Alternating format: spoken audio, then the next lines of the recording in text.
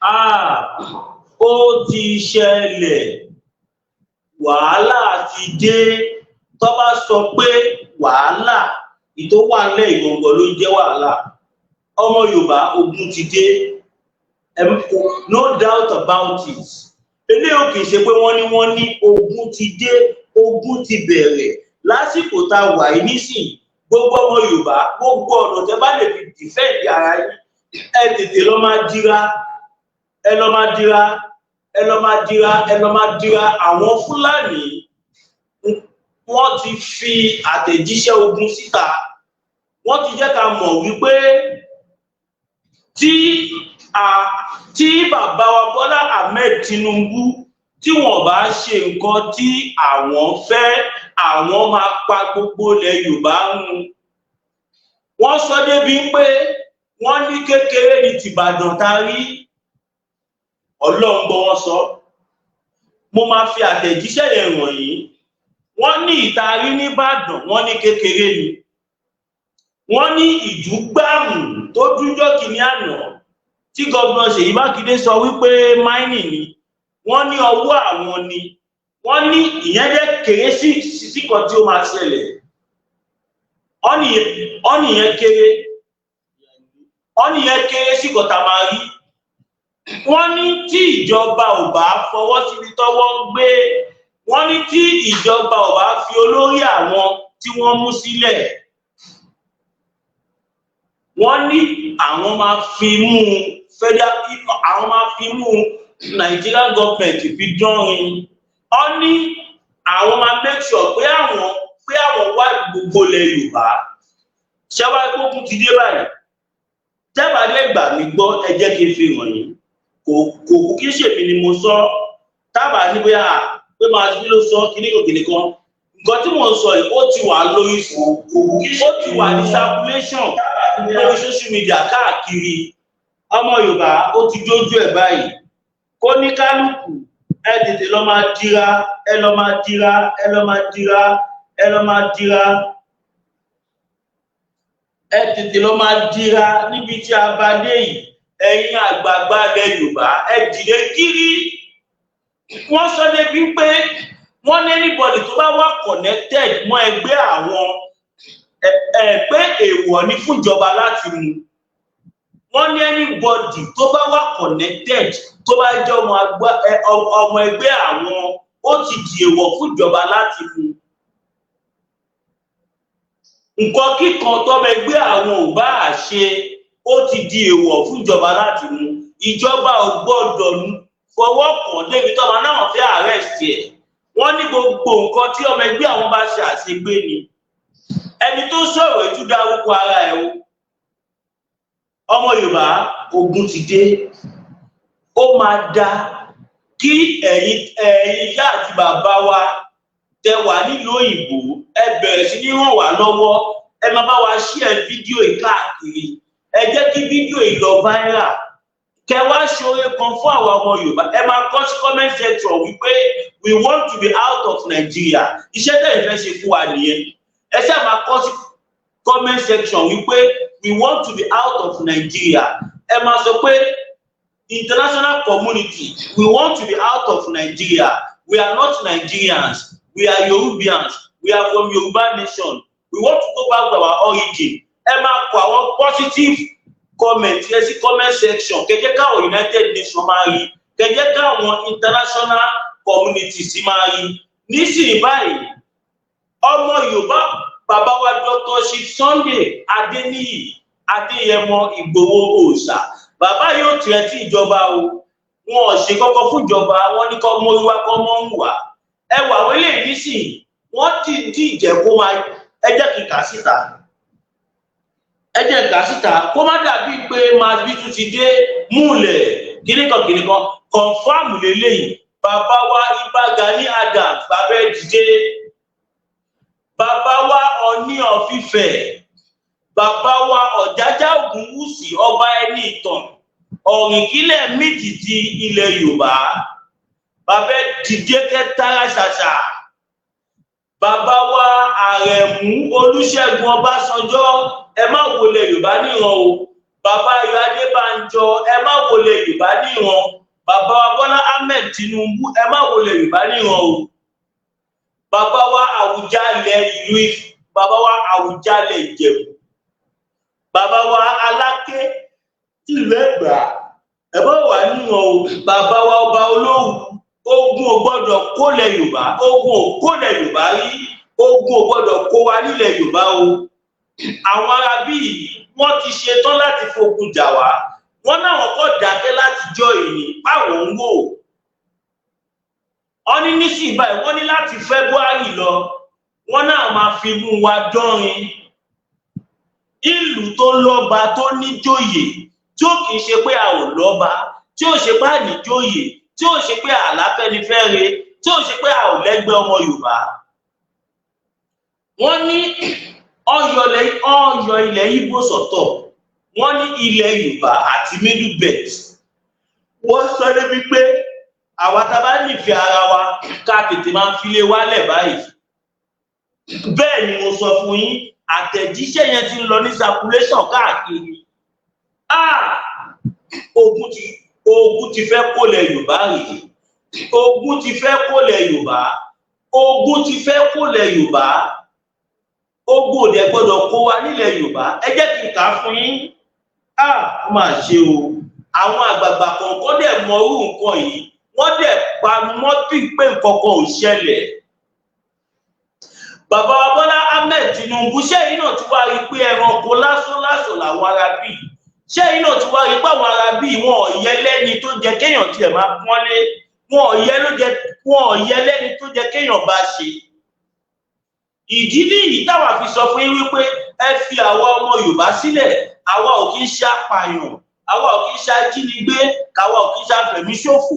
Ẹ fi àwa ọmọ Yorùbá lẹ̀ láyọ̀ àtàlàáfíà, ẹ jẹ́ ká máa lọ. A ò lè máa bá àwọn ìkókò ajẹgunjẹ wọn, a lè máa bá wọn gbé, a ò lè máa bá afẹ̀míṣòfò gbé, a ò lè máa bá ajínigbé. Báwo la ṣe máa bá àwọn jàǹdùkú, káwọn apani, káwọn ajínigbé, báwo la ṣe máa bá wọn ṣọmọ ìlú kan náà? Bàbá Bọ́lá Ahmed Tinubu ṣe bẹ́ẹ̀ náà ni bọ́ ṣe ń dúnkokò mọ́ yín. Lẹ́tà kọ̀ọ̀kan, bóyá wọ́n kọ lẹ́tà ìṣe Tinubu ni o, bóyá fi ránṣẹ́ sí Nàìjíríà gọ́ọ̀mẹ̀ntì ni o, ìkọ́ńbẹ̀ náà ni mo máa kà á fún yín ní ìtẹ̀ máa rí. Kẹ́ ẹ lè mọ̀ pé àwọn ará bíi wọ́n láyà. Tó bá sọ pé yàn láyà, wọ́n láyà. Mi ì tí ì rí irú ẹ̀rí nílé ayé mi. Mélòó làwọn Fúlàní yìí? Mo fi Ọlọ́run búra fún yín, nǹkan tí wọ́n tó lọ ń pera wọn. Ṣọ̀gbọ́n apàbàtà, apàjọwọ́jọwọ́ etí ẹ̀, àsìkò táwa epo ọmọ Yorùbá kò ń ṣàsìkò jára wa yìí o, kò ń ṣe àsìkò táwa bára wa jà, àsìkò tá a máa so wọ́pọ̀ báyìí nítorí pé ogun ti dé bòní. Wọ́n dẹ̀ jẹ́ ká mọ̀ wípé tí a bá fọwọ́ síbi tọ́wọ́ ń gbé, àwọn máa fẹ̀mí gbogbo wa ṣòfò pátápátá. Wọ́n dúnkokò mọ́ wa. Mo máa ka lẹ́tà yẹn jáde fún yín, ẹ̀rí kọ́ńtẹ́ǹtì tó wà nínú ẹ̀. Mo ka lẹ́tà yẹn, mo káwọ́ sọ wípé wàhálà ti dé, wọ́n ti ṣígun nìyẹn. Wọ́n ti ṣígun. Ọmọ Yorùbá, ẹ̀yin ìyá àti bàbá wa, ẹ bá wa share prógámù yìí sí gbogbo ibi tó jẹ kó dé, gbogbo àwọn alágbára tẹ mọ̀ nílẹ̀ Yorùbá. Ó bẹ̀rẹ̀ àkòrí bàbá wa Ìbà Gani Adams, bàbá wa Aláké, bàbá wa Àrẹ̀mú Olúṣẹ́gun Ọbásanjọ́, bàbá wa Aláké ìlú Ẹ̀gbá, bàbá wa Àwùjalẹ̀, bàbá wa Olówu, bàbá wa Ewùyádó, bàbá wa Elékìtì Ọ̀fẹ̀kì, àwọn lọ́balọ́ba ilẹ̀ Yorùbá. Ẹ bá wa fi fídíò yìí ránṣẹ́ sí wọn kí wọ́n mọ̀ pé ogun ti wọ̀lú, ogun ti dé. Tó bá sọ pé ogun ń bọ̀, wọ́n ń tọ̀ yín ni. Ogun ti dé nọ́mà báyìí pé ibà yín sọ̀rọ̀ yìí. Ogun ti fẹ́ bẹ̀rẹ̀ ilẹ̀ Yorùbá. Ẹni tó bá sọ fún yín, ẹni tó bá sọ pé wọ́n fẹ́ lu ogun ni, wọ́n ṣe kíní kan ni, wọ́n tọ̀ yín ni o. Ogun ti dé sílẹ̀ Yorùbá báyìí. Bóyá ogun ti dé, bóyá ogun èjì dé. Lẹ́yìn tí bá ka kíní ìtàn, ẹ máa sọ fún mi.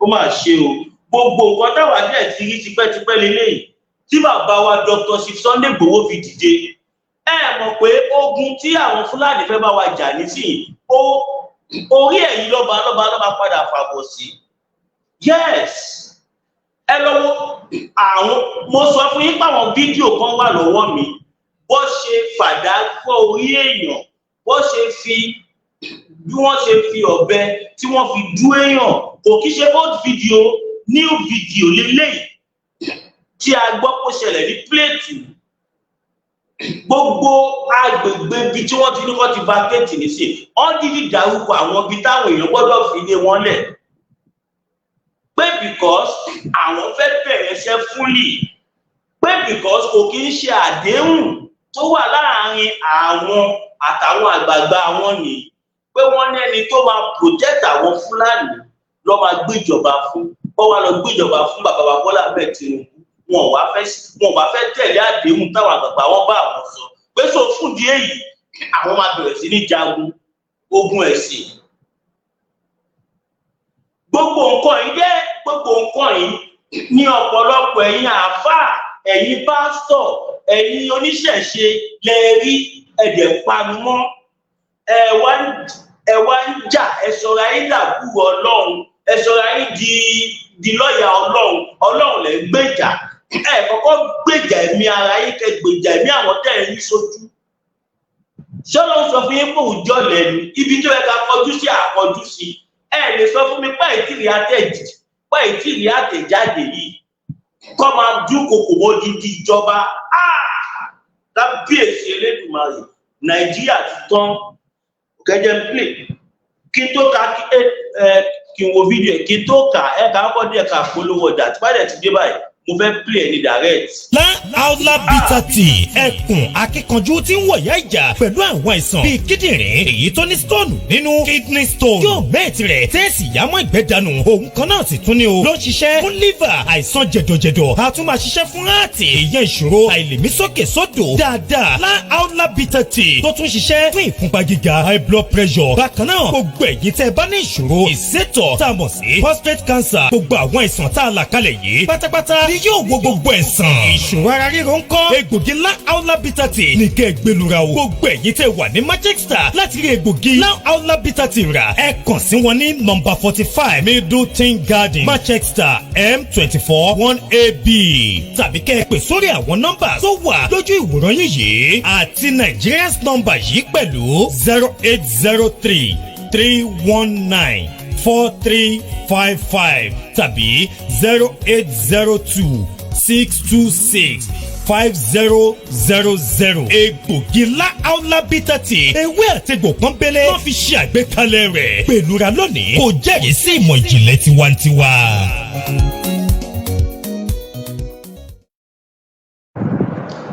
now ẹ̀yin bàbá wa nísìnyí báyìí mo ti ṣèlérí pé tí mo bá ṣe padà dé yìí pé mo fẹ́ màá kọ́kọ́ play nǹkan táwọn ọmọ Fúlàní kan sọ nǹkan tó jẹ́ pé tó jẹ́ káwa náà ṣe nílẹ̀ Yorùbá tó jẹ́ pé ẹ̀yin bàbá wa ẹ̀ ní fi ọwọ́ sí àwọn ọ̀dọ́ yẹn jáde wọ́n ní wọ́n jí àwọn gbé wọ́n pa àwọn wọ́n náà wọ́n ní dúró lè jọba mọ́ Yorùbá nìkan ló ṣe wọ́n Nàìjíríà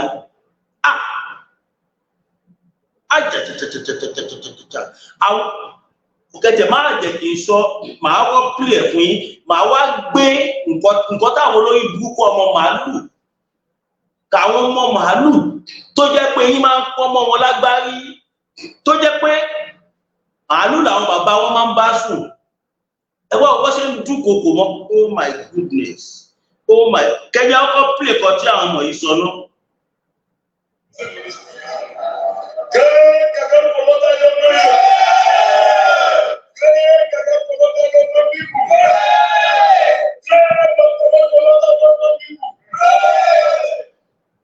On a sad note, we want to report to all Nigerians that from October till date, not less than 127 people have been kidnapped, particularly in the ward of the Local Government Kaduna State. I want to tell Nigerians that while we are out here today, is to make Mr. President know that enough is enough. We can no longer sleep in our houses. We can no longer have peace. Our communities are being replaced. Our community today, some people are going to seek asylum. Some people are going out to go and sleep. Some people are sleeping in the bush. Some people can no longer have rest of mind. We are in a society today within our communities where kidnappers are serving us notice to come and kidnap and rape the community of all our food produce. What a shame. What we are hearing is in the afternoon, we get all the big men who are applying these holy routes that connect the northern Nigeria from Abuja. Oh my God. Mo kí wọ́n kí wọ́n mo kí wọ́n kí wọ́n kò gbé. Ó mà ṣe o. Ẹgbẹ́ pàtàkì ti gbọ́ rẹ̀ ṣe tí wọ́n ní. Olúwa ti lè yí padà rárá ìgbéga ìwé wọ́n ní òun jẹ́ ọ̀rùn àwọn ará pàtì ìrìn ṣé pàtì ìrìn ìdíje ìgbàgbé nínú. Wọ́n lé ọ̀pọ̀ dúró dé ìjọba wọn kí ìjọba lọ ṣe kí nǹkan lọ tẹ́tí bẹ́ẹ̀ lò. Ṣé ń gbọ́? Wọ́n fi etí wọn gbọ́ ara rẹ̀ lọ́wọ́. Àwọn òfẹ́ bí ilé kíní kan níbi tá a bá dé ojú fún ojú ẹ̀jẹ̀ fún ẹ̀jẹ̀ bíi ìfẹ́ tó lóyìnbó àbí kò yẹ yí bẹ́ẹ̀. Ẹ wò ó níbi tí a bá dé yìí ẹni máa pa àyàn ó pàdé tó máa pa ni. Ẹni máa pa ní pàdé ni tó fẹ́ pa ni o. Nísìnyí báyìí ẹ̀yin ọ̀dọ́ wa nílẹ̀ Yorùbá ẹ ní láti gbé entertainment sẹ́gbẹ́ kan for now because distraction government purposely use entertainment as distraction.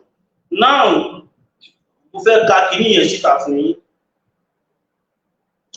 Mo máa kà síta èmi máa kà síta ẹ máa gbọ́.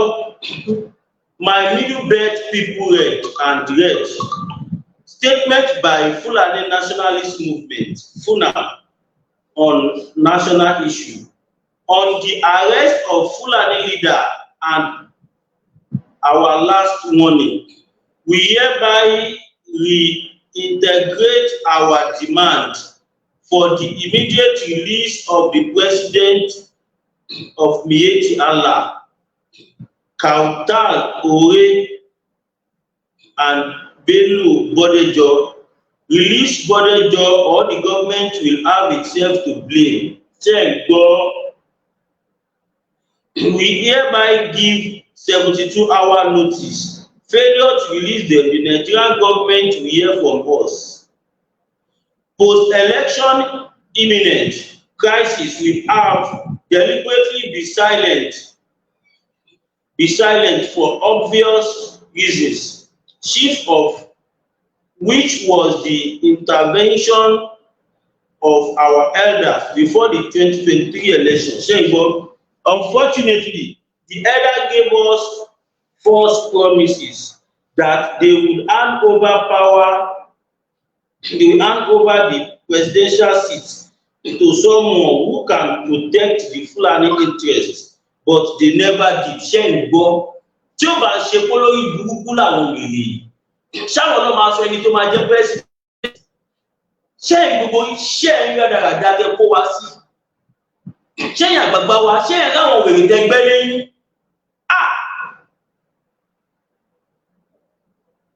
Ẹ̀yin tẹ́ ìṣọmọ Olúwa, Fúlàní náà ìṣọmọ Nàìjíríà. Wọ́n ní kékeré la ti ń pẹ̀ka àwòkò tó bá dàgbà tán máa gbẹbọ ẹ̀ ní ṣoríire. Ogun òkúlẹ̀ Yorùbá rí, ogun òkúlẹ̀ Yorùbá rí ẹ̀ mọ̀tán ni. Tẹ bá mọ̀tán, tẹ fẹ́ ra wọlé lórí ní dọ̀hún. Àpò àìtídì. Even after the February election, we were assured that power will not be shifted, but they have done that which they promised never to do.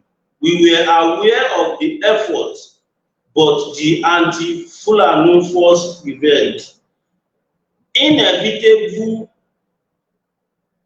jihad, it is now obvious We have no other option than to relaunch our campaign, which we have started in earnest. Henceforth, the Nigerian government will hear from us in any chamber, in any town, every village, every city, every community in the south and middle belts.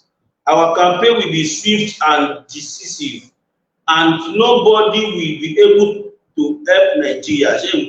If the Adairo can never have a country where they are second-class citizens. That is unacceptable. Ṣé ẹ gbọ́ pé àwọn tí àwọn jẹ́ Fúlàní nílùú tí wọn ò tán mọ́ àwọn ò lè jẹ́ second-class citizen. So therefore àwọn làwọn gbọ́dọ̀ jẹ́ first-class citizen. Ó mà ṣe o. The arrest of any Fulani man in connection with the Adairo Miyetti Allah is a crime against our collective interest. We warn the Nigerian government not to make the mistake of arresting any Fulani leader or person. Never again. We are watching the action of the government in relation to the explosion in Ibadan. If any Fulani man is arrested, be assured that our response will be total ìparun. Mi ò fẹ́ sọ ní English, total ìparun. Total ìparun in Ìbàdàn. Wọ́n tún dárúkọ Ìbàdàn. Wọ́n sọ débi pé wọ́n náwọn làwọn wà nídìí nǹkan tó ṣẹlẹ̀ nìbàdàn. Ẹni tó sọ kíní yóò yọ ẹni tó kọ kíní kò yọkọ o. Ó kọ ó ti kọ orúkọ ẹ̀ sí.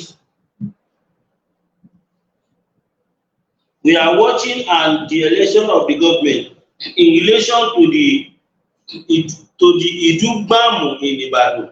If any Fulani man is arrested, be assured that our response will be total ìparun and immediate.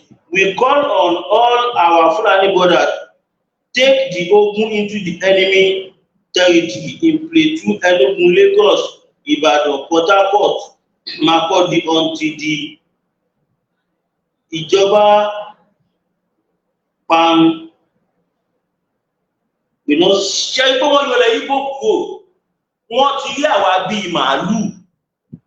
Gbogbo nǹkan tí wọ́n kọ̀ yìí wọ́n yọlẹ̀ Ìgbò kúrò bẹ́ẹ̀ o. Ilẹ̀ Yorùbá àti àwọn middle belt lọ ń dúnkokò mọ́. Wọn ò lè lọlẹ̀ Ìgbò bí wọ́n lọ ṣe wèrè yẹn. Torí pé àwọn Ìgbò dúró de ìjọba mọ́. Torí pé àwọn Ìgbò wọn dúró de òfin àbí ìjọba mọ́. Ẹ̀yin àgbààgbà ilẹ̀ Yorùbá tó gún bá fi lè kó lẹ̀ Yorùbá. Àwọn ọmọdọ́mọ yẹn á jẹ́nu ìyà yìí. Àwọn alálẹ̀ ilẹ̀ Yorùbá wọ́n á fìyà jàra wọn àwọn ọmọdọ́mọ yìí tó gún bá fi lè kó lẹ̀ Yorùbá. Gbogbo tẹ̀ ní fún wa. Expect more Idugbami in every public places across the South Middle Belt and Abuja from the month of February 2024. Wọ́n ní ká máa retí àdó olóró tó máa dún gbàmgbàmgbàmgbàm ní gbogbo ilẹ̀ Yorùbá. Ṣé báwọn ará bíi ìláyà? Wọ́n ní ká máa wọ́n ní kí Ìbàdàn kéré ká máa retí ọ̀pọ̀lọpọ̀ ní gbogbo ilẹ̀ Yorùbá. Ìbẹ̀dẹ̀ ní gómìnà Ṣèyí Mákindé ni wọ́n ti ń cover up tó ń sọ pé wọ́n máìnì kan bẹ̀ ni. Nígbà táwọn tó wá ju àdó olóró síbẹ̀ gan ti sọ̀rọ̀ síta nísìnyí. We call on non-Fulani people to vacate Plateau, Kaduna, and Benue State if they are not ready to live under the inevitable Ogun, which will eventually be all over Nigeria. Signed by Umar Amir Shehu Badu Salisu Amadu, January 24, 2024. Ṣẹ́yìn náà ń gbọ́ ìlú tó lọ́ba tó níjòyè, nílùú tó ní Ààrẹ Ọ̀nà Kakanfò,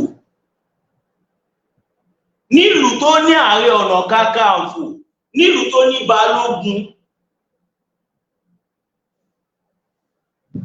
nílùú tó ní ó mà ṣe o.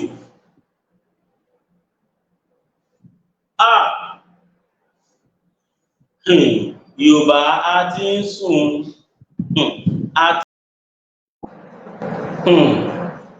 jire jẹ́ tó jire ntọ́ ìjìyà bàbá Adébánjọ nìyẹn bàbá Wọlé Ṣóyínká nìkan ló ti mú ọ̀rọ̀ náà jáde kò sẹ́ńtọ́ láyà tó lè sọ fún Wọlé Ṣóyínká lọ sọ pé ṣèǹtì ọ̀dà ó kù díẹ̀ káàtó ọwọ́ ń gbèjà ẹlòmíì ó sì jẹ́ olórí Yorùbá olórí gbogbo Yorùbá tí ń pàṣẹ fún ọmọ Yorùbá ọwọ́ kò lè yẹn ẹ̀jẹ̀ ṣé ń dìgbò lè wá sẹ́yìn Yorùbá kó gbèjà Yorùbá àbáwọn arẹwà ní Haúsá Fúlàní wọ́n wà sẹ́yìn Yorùbá wọ́n gbèjà Yorùbá ẹ̀rọ o kò lè ṣeé ṣe o it can never possible wọ́n dá lẹ́bi òun náà sì mọ̀ kó ń jẹ̀bi ní ìjẹrin kó tó di kó wá sí mítìn yẹn ní àná wọ́n dá lẹ́bi ní jẹrin tá sòtọ́ ọ̀rọ̀ fún mítìn náà ṣe lẹ́kọ̀ọ́ kó tó wá sí ibi so jẹ́nà Àlàní Akínyẹ̀lé sọ pé gbogbo tó ṣe ń kìlọ̀ fún àmọ́kọ̀ gbọ́ ó gbé ẹ̀yà míì sórí ju ẹ̀yẹ wọn lọ ó sì wà ní accusation 1963 tí wọ́n ní pé mítìn tẹ́ ṣe èyí lè lọ sọ fún ìjọba Tafawa Balewa ipa Awólọ́wọ̀ fẹ́ gbàjọba kan fi ti Awólọ́wọ̀ mẹ́wọ̀n ìyẹn nísìnyí wọ́n mójú fò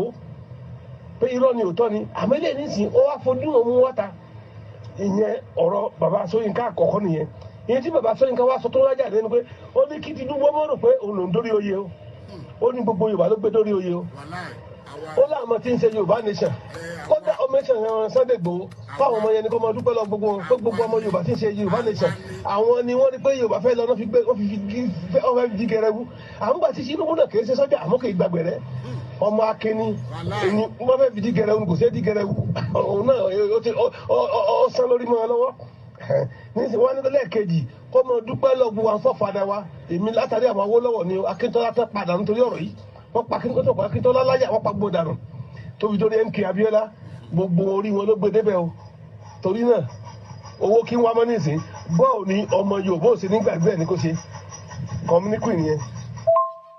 ọ̀rọ̀ karùn-ún gómìnà Ṣèyí Mákindé àbúrò mi ní àlébù oníbò ìfẹ́ kó tú ọpẹ́ ọ̀rọ̀ sọ ni pé nǹkan báyìí ló fa nǹkan náà àmọ́ òun ọmọ Tinubu pé Tinubu èso sọ́jà àmúburú ju sọ́jà lọ Tinubu sì sọ pé a ní wọn ọgbà ń tọ́sọ yẹn wọ́n wá bọ́ọ̀mù Ìbàdàn ni òun gbọ́dọ̀ rí díẹ̀ ẹ̀kọ́ ló gbọ́ àwọn ẹ̀kọ́ ìjáde pé kó wá bọ́ọ̀mù wá pé tó bá jẹ́ pé kíní èyí tí wọ́n sọ tán fi ń ṣe máìnì ni pé ilẹ̀ ni ó wọ̀ lọ kò ní wá sókè láíláí gbogbo wá sókè yẹn gbogbo àwọn ilé àtòkè ní ti ń wọ inú àwọn ilé pé kì í rọ́ pé kì í ṣe ìyẹn ìgbà tí wọ́n bá fà ó lọ sí Àbújá Tinubu bá jà lórí ẹ̀ ọmọ tí ó ṣe kò sí mọ́ bí èso òun ò fẹ́ kó gbọ́n ṣẹlẹ̀ kó mọ́ nípa àwọn ọmọ Yorùbá lọ́mọ pa àwọn Haúsá ní Sábó ní Ọ̀jọ́ ni ló fi ń ṣe tiẹ̀ nígbà tí yóò yá Tinubu gbé Aláké wá ẹ lọ wo pépà náà gbé Tinubu gbé Aláké wá nígbà tó gbé Aláké wá ìyẹn Minister of Mining Aláké lọmọkùnrin bàbá náà jẹ́ nígbà tó gbé dé òun sì wo gbogbo ẹ̀ lọ ní kò sí tọ́jọ́ ó láwọn ò tí ì lè tẹ́ decision ní gbogbo yàtọ̀ lọ bọ́ọ̀mù pé iṣẹ́ tó gbọ́n ẹ̀kọ́ pé nǹkan kan ló ṣẹlẹ̀ Ìbàdàn àti mo gbọ́dọ̀ tún fún tó ṣẹlẹ̀ Ìbàdàn délẹ̀ ó sì lọ́mọ Olúbàdàn sọ́n tójú Olúbàdàn náà ẹ̀rú bà Mákindé wàhálà fẹ́ ṣẹlẹ̀ ní tí Aláké sọ yẹn Minister of Mines ọmọ Yorùbá ni nígbà tí èso máa lè ebi Ìbàdàn lórí ìrùn gbogbo Yorùbá kò sẹ́nìkan tó lè pẹ̀lẹ̀ fún ọmọ Ìbàdàn ní mí gbogbo ẹni tó ti jọmọ ó tún òdìyẹ ọmọ Ìbàdàn gbogbo ẹni tó ti pẹ̀lẹ̀ lọ́mọ ó tún òdìyẹ ló láṣẹ láti jọba nílùú Ìbàdàn ìlú gbogbo wa ní Ìbàdàn ibẹ̀ ni ìgbà tó sọ bẹ́ẹ̀ tán ẹ̀rù bà Ṣèyí Mákindé Aláké bàbá náà Ṣèyí Mákindé sáré lọ sí Àbújá lọ bá Tinubu kábà fọ̀rọ̀ gùn kábà tẹ̀ra wa jẹ́ Aláké sọ pépà náà ó ní wọ́n tẹ́tì láìpù ló fọ́ọ̀rọ̀ tó ń sọ ó ní wọ́n pọ̀ wáyé pa òun ó lámọ̀ òun olórí ìlú òun ló ń jà fún òótọ́ ló ń jà lé lórí kí ilẹ̀ Yorùbá lè dá pé ní tó ń bá ṣe ni Yorùbá mo fi rántí òun lọ́láì aláwọn ọkọ̀ gbogbo náà kọ́ ni wèrè ọ̀pọ̀lọpọ̀ orí wọn pè wọ́n mọ̀ bí wèrè pọ̀ jà torí wá pè lọ wèrè. mo ń bọ̀ ní ìsídìí kẹ́lẹ́ mọ́ ibi táwọn Haúsá Fúlàní láyàdé kì í ṣe pa Yorùbá àìkórìíra èèyàn àmọ́ jà fún ẹ̀tọ́ wa ni ẹ bá lọ wọnú ìròyìn ní ọ̀sẹ̀ tó lọ ọ̀sẹ̀ tá a parí wà lọ yìí Gúnmi tí wọ́n ṣe negotiation fún ìjọba láyé Buhari tá lọ mọ́ bá àwọn kílókè àwọn Boko Haram àwọn bandit ó sì gbé lọ sílé ìjọba tó gbé lọ sílé ìjọba ó sì ń sọ fún Tinubu nǹkan tí wọ́n fẹ́ kó ṣe ni wípé kí wọ́n ṣe gbogbo ọ̀nà kí wọ́n mọ̀ ra amúlùsàn kan ogun mọ́ kí wọ́n bá àwọn bandits àtàwọn Boko Haram ṣe meeting ni pé àwọn negotiate nǹkan fẹ́ gbà Tinubu lòun ló máa ṣe meeting tó pọ̀ tí wọ́n ń fún ọ láti jọ yìí láyé Buhari gbowó tán fún ọ àárí ìpàṣẹ tó kó láyé Jonathan fún ọ lówó ẹ̀yin náà lẹ́wà mẹ́sà nísìnyí owó tá à ń fún ọ ní wọ́n fi ń ra nǹkan ogun náà fi ń lágbára tá a bá fún ọ lówó mọ́ tí wọ́n rò ra nǹkan ogun mọ́ agbára wọn ò dínkù so kẹ́lẹ́ mọ̀ pé gbogbo tí ń ṣẹlẹ̀ mọ́ ṣe ń pààyàn yẹn wọ́n mọ̀ ń pẹ̀ orí ọ̀rọ̀ tó ṣe láàrin ìjẹta ẹ wo ìyẹn tó fẹ́ mi kí ìyẹn bí 30 inú padà àwọn plateau sí lánàá so ọ̀run Ìyábọ̀ kì í sọ̀rọ̀ ẹnìkan kì í ṣe. Yorùbá.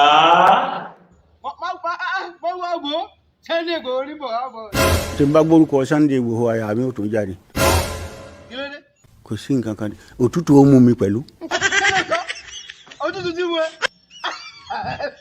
ọ wá parọ́ pé òrírò ẹ̀rí kọ́. látijọ́ tí wọ́n ti bí mi rírò ẹ̀ rí níjọ́ tí mo gbọ́ pé Sunday Igboho ń tún lọ Ògùn State báyìí níjọ́ náà mi ò lè sùn. ẹ lọ níṣẹ́ ọlọ́sí ọmú. Ilé ẹ̀gbọ́n kan tí wíìrì yẹn sọ wèrè tí ó sọ̀rọ̀ yìí òun ni olórí gbogbo Fúlàní ní ilẹ̀ Yorùbá o pátápátá Ṣáálíù tí ṣe Sunday Igboho ṣí nídìí ní. Aula Bitter Tea ẹkùn akíkanjú tí ń wọ̀yá ìjà pẹ̀lú àwọn àìsàn bíi kíndìnrín èyí tó ní stone nínú kidney stone yóò mẹ́ẹ̀tì rẹ̀ tẹ́ẹ̀sì yámọ́ ìgbẹ́ dànù òun kan náà sì tún ní o ló ń ṣiṣẹ́ fún liver àìsàn jẹ̀dọ̀jẹ̀dọ̀ a tún máa ṣiṣẹ́ fún heart èèyàn ìṣòro àìlèmí sókè sódò dáadáa Aula Bitter Tea tó tún ṣiṣẹ́ fún ìfúnpá gíga high blood pressure bákan náà gbogbo ẹ̀yin tẹ́ bá ní ìṣòro ìsétọ̀ tá a mọ̀ sí prostate cancer gbogbo àwọn àìsàn tá a là kalẹ̀ yìí pátápátá ni yóò wo gbogbo ẹ̀sán. ìṣòro ara ríro ń kọ́ egbògi Aula Bitter Tea ní kẹ́ ẹ gbẹlura o. gbogbo ẹ̀yin tẹ́ wà ní Manchester láti rí egbògi Aula Bitter Tea rà. ẹ kàn sí wọn ní nọ́mbà 45 Middleton Garden Manchester M24 1AB tàbí kẹ́ ẹ pè sórí àwọn nọ́mbà tó wà lójú ìwòran yín yìí àti Nigerians nọ́mbà yìí pẹ̀lú 0803 319 4355 tàbí 0802 626 5000. egbògi Aula Bitter Tea ewé àtegbò pọ́nbélé wọ́n fi ṣe àgbékalẹ̀ rẹ̀ pẹ̀lúra lónìí kò jẹ́rìí sí ìmọ̀ ìjìnlẹ̀ tiwantiwa.